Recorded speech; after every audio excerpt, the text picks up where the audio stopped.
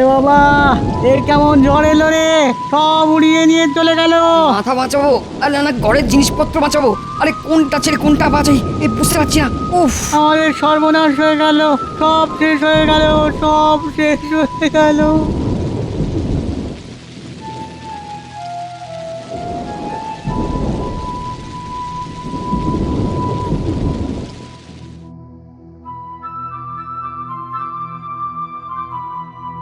ব্যাপার কি মহারাজ, আপনি এরকম মুখ ভার করে বসে আছেন কেন? তা মুখ ভার করে থাকবো না তো কি আনন্দে দুহাত তুলে নেচে বেড়াবো? আপনি কি তবে মহারাজ কয়েকদিন আগে হয়ে যাওয়া ওই ঝড় ঝঞ্ঝায় পূব গায়ের ক্ষয়ক্ষতি নিয়ে ভাবছেন? একদম ঠিক, ওই চিন্তাতেই আমার মনটা আনচান আনচান করছে। তবে মহারাজ, এরকম কোনো চিন্তা নেই যার সমাধান নেই, তাই সবাই মিলে হাত লাগালে সবকিছুই সামলে ফেলা যাবে। বলছো তার মানে পূব গাঁয়ের প্রজাদের মুখে আবার হাসি ফোটানো যাবে? আপনি বলছেন যখন তখন না হয় চেষ্টা করা যেতে পারে, তবে কার কার মুখে হাসি ফোটাবেন মহারাজ? প্রজা কি আর একটা দুটো? কাকে ছেড়ে কার কথা ভাববেন? আবার আবার তুমি ফড়ন কাটছো। ভাবলে ভাবলে একজন দুজন নয়, সবার কথাই ভাবতে হবে। আগে আপনার মতো প্রজাদরদি রাজা থাকতে প্রজারা কেন কষ্টে থাকবে মহারাজ? আপনি তাড়াতাড়ি ওখানে ত্রাণ পাঠানোর ব্যবস্থা করুন। শুনলাম ফসলেরও বিশাল ক্ষতি হয়েছে ওই পূব গায়ে, সেটাও তো খোঁজ নিয়ে দেখতে হবে। আমার তো মনে হয় শস্যের যা ক্ষতি হয়েছে তাতে এবারের মতো ওখানকার প্রজাদের খাজনা মকুব করে দিলেই ভালো হয়। অতি উত্তম প্রস্তাব। তবে ওই ত্রাণ বিলির ব্যাপারে একজন কাউকে তো দায়িত্ব নিতে হবে। তা গোপাল যখন ভাবনা চিন্তা করছে তখন গোপালই না হয়। না না, এ কি বলছেন মহারাজ? গোপালের কাজ হলো মাথা ঠান্ডা রেখে বুদ্ধি বের করা। রোদে জলে ঘুরে ত্রাণ বিলি করা ওর কি মানায়? সেই কাজের জন্যে ছাই ফেলতে ভাঙাগুলো এই আমি যখন আছি তখন আমি না হয় সব কাজ সামলে দেব, আর সেই তালে ঘোলা জলে মাছটাও ধরে নেব। হ্যাঁ, তবে মন্ত্রী না হয় ওদিকটা দেখুক। একটু পরিশ্রম হলেও প্রজাদের কথা ভেবে আমি না হয় হাসি মুখে এটা মেনে নেব। কর্মই তো আমার ধর্ম। বাবা, মন্ত্রীমশাই যেমন নিজে আগ বাড়িয়ে সব দায়িত্ব নিজের কাঁধে নিলেন, তাতে তো মনে হচ্ছে ওর অন্য কোনো উদ্দেশ্য আছে। তবে তুমি চিন্তা করো না গোপাল, আমি যাই করি না কেন তোমার নাম নিয়েই করব। প্রজাদের মুখে মুখে তোমার নামই ঘুরবে। নাম তোমার হোক, আমার তো শুধু কাম নিয়ে কথা। না না না না, অতিভক্তি চোরের লক্ষণ। লক্ষণ তো আমার ভালো ঠেকছে না। তবে এখনই কিছু না বলে বরং দেখি মন্ত্রীমশাই কি জিলিপি ভাজেন, পরে না হয় চেখে দেখবো সেটা মুচমুচে হলো না নেতা নে।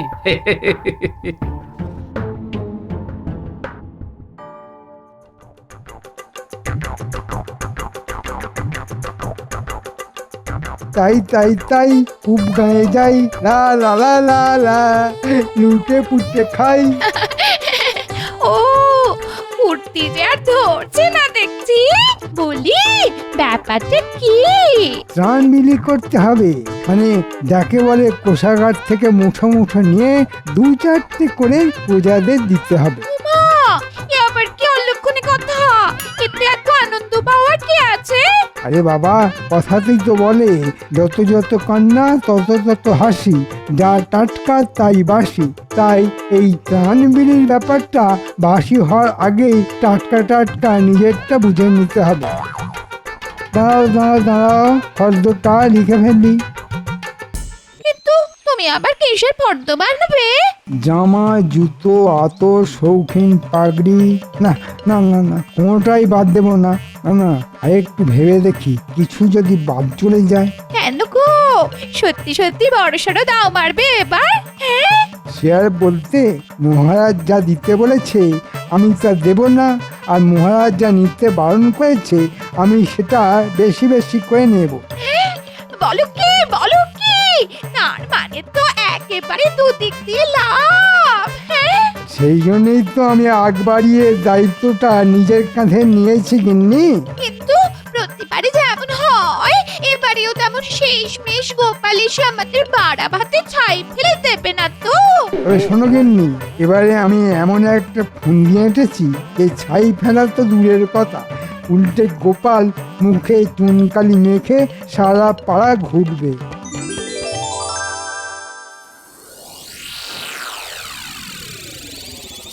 ওরে ঘটা, দেখ দেখ মন্ত্রীমশাই কেমন মাথার ঘাম পায়ে ফেলে সারা গ্রাম চক্কর কাটছে। কেষ্ট পেতে গেলে ওরকম একটু আধটু কষ্ট করতে হয়, এটা আর দেখার কি আছে? তার মানে তুই বলছিস এই তালে মন্ত্রীমশাই ভালো মতোই ট্যাগ ভারী করবেন? হ্যাঁ, শুধু বলছি না, মনে মনে তাই চাইছি। এই যে মানিক জোর, তখন থেকে শুধু খাই খাই করছিস, কিন্তু কি করলে সাপও মরবে অথচ লাঠিও ভাঙবে না সেটা ভেবে বের করতে পারলি? আমাদের যদি অত বুদ্ধি থাকতো তবে কি আর আপনার পেছন পেছন ঘুরতাম? হ্যাঁ? অনেকক্ষণ ধরে তোদের বক বক শুনছি, এবার কাজ করে দেখা। তোরা গ্রামবাসীদের আমার আসার খবর দে গিয়ে, তারপরেই আমি যা ঘোষণা করার করব।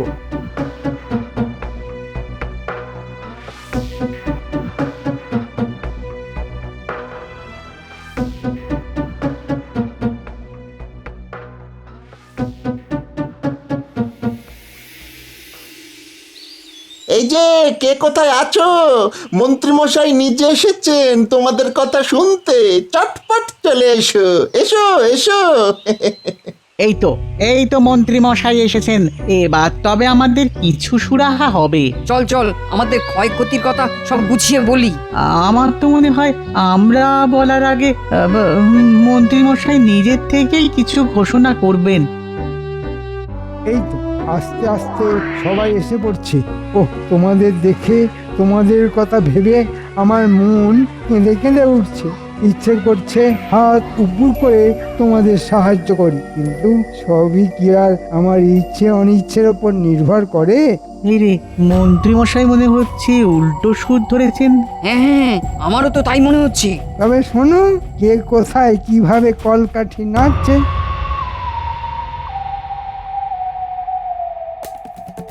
গোপাল দাদু, গোপাল দাদু, ও দাদু, এবার মনে হচ্ছে একটা কিছু হবে। মানে কানাঘুষো যা শুনছি তাতে তো মনে হচ্ছে বড় সড়ক কোনো একটা গন্ডগোল হচ্ছে। আরে অত হাঁপাচ্ছিস কেন? বেশ বেশ বেশ, আগে একটু জুড়িয়ে নে। ও আগে একটু শান্ত হয়ে দাঁড়া দেখি, তারপরে বল কি হয়েছে। ঠিক কি হয়েছে সেটা পুটি ভালো বলতে পারবে, ওর কাছেই শোনো। পুবগাঁয় একটা কুটুম বাড়িতে গিয়েছিলাম, সেখানে গিয়েই শুনলাম আর কদিন পরে পুবগাঁয়ের লোকজন এদিকেই আসবে দল বেঁধে। ওহ, মোক্ষম সময় গেছিলি তো তুই। আমিও তো এটাই চাইছিলাম রে, ওই গ্রামে কোথায় কি হচ্ছে সেই খবরটা জোগাড় করি। কিন্তু এদিকে আসছে মানে একেবারে আমার কাছে। হ্যাঁ গো দাদু, পুটি তো তাই বলছে। এতক্ষণে বোধহয় সবাই কোমর বেঁধে ফেলেছে। ওরা বারবার তোমার নাম করে কি সব বলছিল, তুমি নাকি মহারাজের মাথাটা ঘুরিয়েছো। তবে ওরা একটা হেস্তনেস্ত করেই ছাড়বে।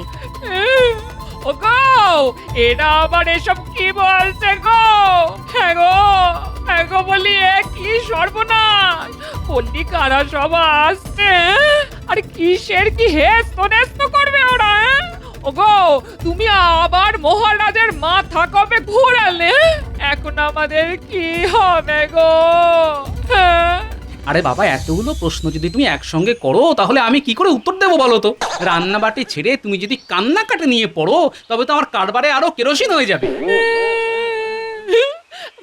বলি তোমার কি মনে হচ্ছে আমি শখ করে কাঁদছি?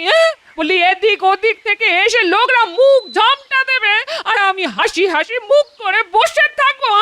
এই দেখো, তুমি বসবে না লাফাবে সেটা পরে ভাবছি। এই শোন, তোরা আরেকটু খুলে বল দেখি ব্যাপারটা কি। ব্যাপার কিছু বুঝতে পারিনি, কিন্তু পুবগাঁয়ের বেশ কয়েকজন একসঙ্গে জড়ো হয়ে বলা বলি করছিল এখনই তোমায় এসে সব বলবে। মন্ত্রীমশাই ত্রাণের অর্থ দিতে পারছেন না, আর এর পেছনে তুমি নাকি পালের গোদা। নেহা, তুমি আছো বলে নাকি ওরা প্রথমে সব মেনে নিয়েছিল, তবে এবার আর ধৈর্য রাখতে পারছে না।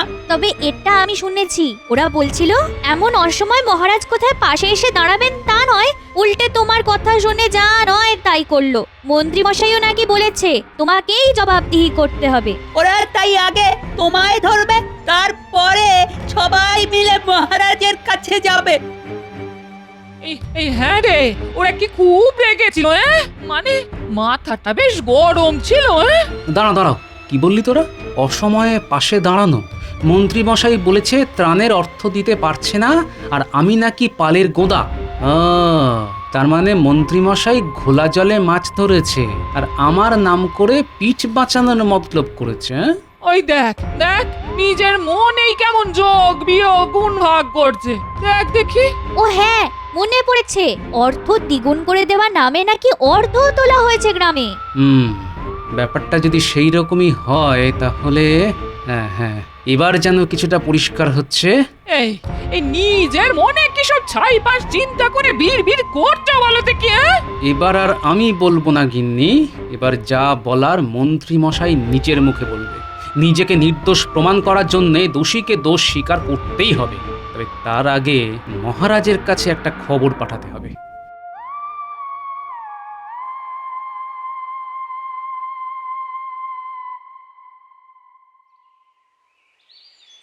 সেই কখন থেকে অপেক্ষা করছি, তবু গোপালের তো টিকিরও দেখা নেই। টিকি থাকলে তবে তো দেখবেন মহারাজ।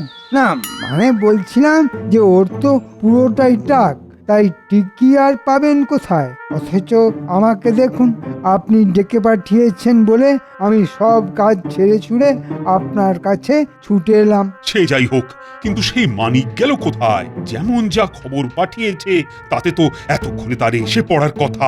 বলেন কি মহারাজ, গোপাল আজকাল খবর পাঠিয়ে আপনাকে অপেক্ষা করতে বলছে? বুঝুন তবে, প্রশ্রয় দিয়ে দিয়ে মেয়েটাকে কেমন মাথায় তুলেছেন। তবে আমি বলি কি, গোপালের জন্য অপেক্ষা করে আর ধৈর্যের পরীক্ষা দেবেন না মহারাজ। হ্যাঁ, তার মানে আর কি, গোপাল আর কবে ঠিক সময় এসেছে মহারাজ? চিরটা কাল তো আপনাকে বোকা বানিয়েই চালিয়ে দিল। আচ্ছা আসুক একবার, আমাকে বোকা বানানো বের করছি। বেটাকে আচ্ছা করে জব্দ করব। আমাকে তৈরি থাকতে বলে নিজেরই পাত্তা নেই। সে কি আপনাকে তৈরি থাকতে বলেছে? না না না, আমার তো মনে হচ্ছে আপনি এখানে ভেবে মরছেন আর ওদিকে টেকো আপনার চোখে ধুলো দিয়ে ফুর্তি করছে। বলো কি, গোপাল যে এমন করবে সেটা তো আমি ভাবতেই পারি না। সবই কপাল মহারাজ। আমার তো রাজ্যের লোকেদের কথা ভেবে ভেবে ঘুম ছুটে যাচ্ছে, আর গোপাল কোথায় পালিয়ে পালিয়ে বেড়াচ্ছে। তুমি কিচ্ছু ভেবো না মন্ত্রী, গোপাল যদি তেমন কিছু করে তবে তাকেও আমি কিন্তু ছেড়ে কথা বলবো না। না না না, বেয়াদপি আমি একদম বরদাস্ত করব না। মনে হচ্ছে মহারাজের মাথাটা ভালো মতোই গরম করে দিয়েছি। এবার শুধু গোপাল সামনে এলেই কপাল চাপড়াতে শুরু করে দেবে। কিন্তু গোপালের মতলবটা কি? আচ্ছা মহারাজ, গোপালের দর্শন পাওয়ার জন্যে আপনি এত হাঁক পাক করছেন কেন? বলছি একবার যখন এসে পড়েছি তখন সব বলছি। আমি এসে গেছি মহারাজ। এসেছো তো দেখতেই পাচ্ছি, তা সেটা আবার চেঁচিয়ে বলার কি আছে? দেখুন না মহারাজ, এমন বলছে যেন এসে একেবারে ধন্য করেছে, তার উপর আবার হিয়ালি করছে। বুঝেছি, আমি আসার আগেই নির্ঘাত মন্ত্রী মশাই আমার নামে মহারাজের কান ভারী করেছে, তাই মেপে মেপে পা ফেলতে হবে। তবে মন্ত্রী মশাইকে আজ একেবারে ফসকে বেরোতে দেওয়া চলবে না। বলি, তুমি তো বলেছিলে আমাকে সঙ্গে নিয়ে নগর পরিদর্শনে যাবে, তা কথাটা কি বেমালুম ভুলে মেরেছো? না ভুলিনি মহারাজ, তবে ভুলভাল যাতে না হয়ে যায় তাই একেবারে মাপজোপ করে এলাম। মানে কোথায় কোথায় যাব আর কি দেখবো। ওহো, তাই বলো? না না না না, তোমার কাজ মানে তো একেবারে পাকা কাজ। এমন মাপঝোপ করার জন্য একটু আধটু সময় তো লাগতেই পারে। যাব্বা, গোপাল আবার তলে তলে একই ফুল নিয়ে এসেছে। এলো কইছে হাটে হাঁড়ি ভাঙার আগে পাশ কাটিয়ে বেরিয়ে যেতে হবে। হ্যাঁ, আমি এপাশ যাব, মহারাজ ওপাশ যাবেন, আর আপনি মন্ত্রী মশাই একেবারে ধপাস করে পড়ে যাবেন। তাই সাবধানে থাকবেন কিন্তু। যাওয়াই হলো না, তার আগেই কে কোথায় পড়ে থাকবে তাই নিয়ে গবেষণা শুরু হয়ে গেল। আরে চলো দেখি দুর্যোগের পরে প্রজারা সব কি কেমন আছে। অবশ্য তার আগে ছদ্মবেশ ধারণ করা ভুলে গেলে চলবে না, তাই না মহারাজ? দেখেছো, আরেকটু হলে তো আমি ব্যাপারটা বেমালুম ভুলেই যাচ্ছিলাম। ঠিক সময় মনে করিয়ে দিলে তো গোপাল। না মানে আমি বলছিলাম কি, এই রোদে রোদে কোথায় আর ঘুরবেন মহারাজ? আমি তো প্রজাদের ব্যাপারটা নিজের ঘাড়েই নিয়েছি। না না না না, যাবো না বললে তো হবে না। তোমাকে নিয়ে নগর পরিদর্শনে যাওয়ার পরিকল্পনা তো গোপালই করেছে, তাই আমিও যাব আর তুমিও যাবে। যেতে তো হবেই। আমার বেলায় পাটালি আর গোপালকে দেখলে মহারাজ যেন একেবারে গোলে ঝোলা গুড় হয়ে যায়। কি আর করা যাবে, সবই আমার কপাল।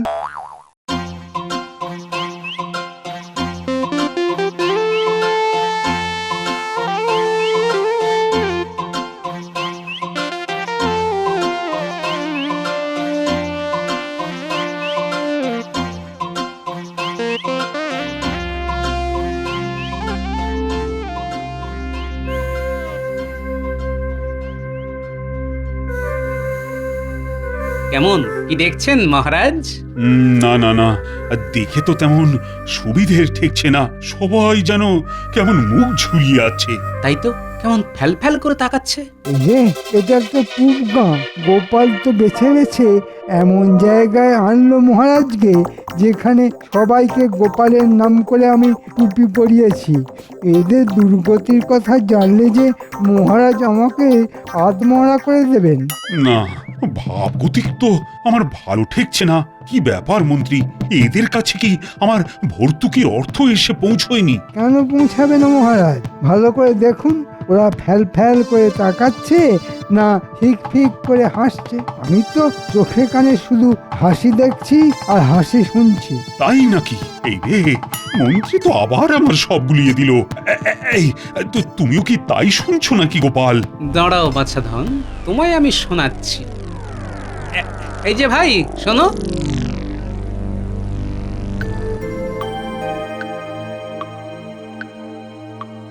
তুমি কি ত্রাণের অর্থ পেয়েছো? ত্রাণের অর্থ? সে আবার কি? ওটা খায় না গায়ে মাখে। ধুর, তোমরা যে কি বলো না। এ দেশে নতুন এসেছো বুঝি? মন্ত্রীমশাই আমাদের এসে বলে গেছেন গোপালের কথা শুনে মহারাজ ত্রাণের অর্থ দিতে বারণ করে দিয়েছেন।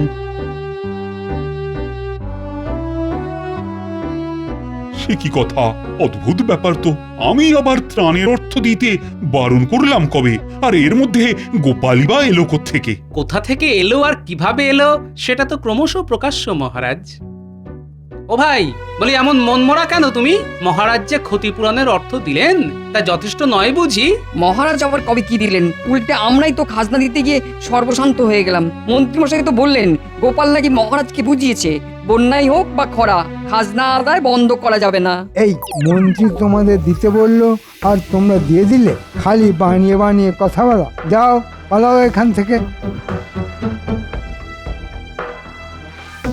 না না মন্ত্রী, আমি বেশ বুঝতে পারছি এইভাবে তুমি গোপালের ঘাড়ে তরোয়াল রেখে নিরীহ ঝঞ্ঝা বিধ্বস্ত প্রজাদের লুট করেছো।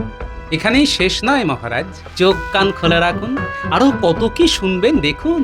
তোমার পাল্লায় পড়ে মহারাজ আর কত হাঁটাহাঁটি করবে?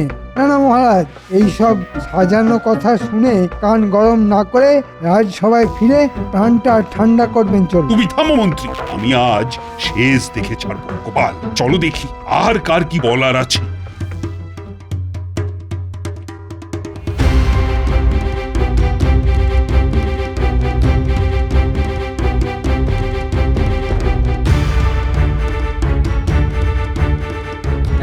এই তো ভাই, তুমি এমন ফ্যাল ফ্যাল করে তাকিয়ে আছো কেন? মনে সুখ নেই নাকি? না না না না না না, সুখ আসবে বলে মুখ হাঁ করে বসে আছি। দুজন লোক এসে কষ্ট করে জমানো ওই 5টা করে মোহর নিয়ে চলে গেল আর বলে গেল গোপাল নাকি এমন বুদ্ধি খাটিয়েছে যে 1 সপ্তাহ পরেই দ্বিগুণ মোহর ফেরত দিয়ে যাবে। কিন্তু সেই লোক সেই যে গেল, গেল তো গেল, আর এলো না কি, তাই তো? একদম ঠিক। আর শুধু আমি নয়, আমার মতো ওই 20 জন এইরকম হাঁ করে বসে আছে। দুটো চোখের পাতাও এক করতে পারছি না, পাছের তারা এসে আবার যদি ফিরে যায়। যত সব গাঁদা খুরি গল্প। বটা ঘটা তো 10 জনের কাছ থেকে মোহর নিয়ে আমাকে দিল, আর এরা সেটা বাড়িয়ে 20 বানিয়ে দিল। বটে, তার মানে শুধু গোপালের নাম ভাড়ানোই নয়, সঙ্গে বটা ঘটাকেও লাগানো হয়েছে এই জালিয়াতির কাজে। এই রে, উত্তেজিত হয়ে মুখ ফসকে কি না কি বলে ফেলেছি। কি না কি নয় মন্ত্রীমশাই, আর কতক্ষণ চেপে চুপে রাখবেন? যেমন ঘি ছড়িয়েছেন তেমনই গন্ধ ছড়াচ্ছে। এখন মহারাজ শুঁকে দেখুন কেমন কি বুঝছেন। আমার আর বুঝতে কিচ্ছু বাকি নেই। গোপালের নামে মেরে হাঁস মন্ত্রী খেয়েছে পুরো মাস। আজকের মধ্যে মন্ত্রী ত্রাণের সব অর্থ বিলি করবে। আজ না যা আমি মুকুব করে দিয়েছি তা ফেরত দেবে। আর আবার কি মহারাজ? আর এই যে অর্থ দ্বিগুণ করা জালিয়াতি, সেই অর্থ গুনে গুনে ফেরত দিতে হবে, আর সেটাও ওই একেবারে দ্বিগুণ করে। এই মরেছে, এই কি মুশকিলে পড়লাম রে বাবা। মুশকিলের আর কি হয়েছে? এরপর গোপালের নামে এই সব জালিয়াতি করার জন্য তোমার আগামী 6 মাসের বেতন কেটে সেই অর্থ গোপালকে দেওয়া হবে। এবারের মতো ছেড়ে দিন মহারাজ, আমাকে আমাকে এইভাবে ধনের প্রাণে মারবেন না মহারাজ, আমাকে ছেড়ে দিন মহারাজ। আমি আজই ভেড়া পিটিয়ে জানিয়ে দিচ্ছি, এই সব তোমার কুকীর্তি। এর মধ্যে গোপালের কোনো দোষ নেই। আগেই তো বলেছিলাম মন্ত্রীমশাই, এপাশ নয় ওপাশ নয়, একেবারে ধপাস হয়ে যাবেন। আপনার জালিয়াতি হাতে হাতে ধরা যখন পড়েই গেছে, তখন হাতে গরম শাস্তিটাও যে পেতেই হবে। ঘোলা জলে মাছ ধরবেন অথচ পাক লাগবে না, তাই কখনো হয়? হ্যাঁ।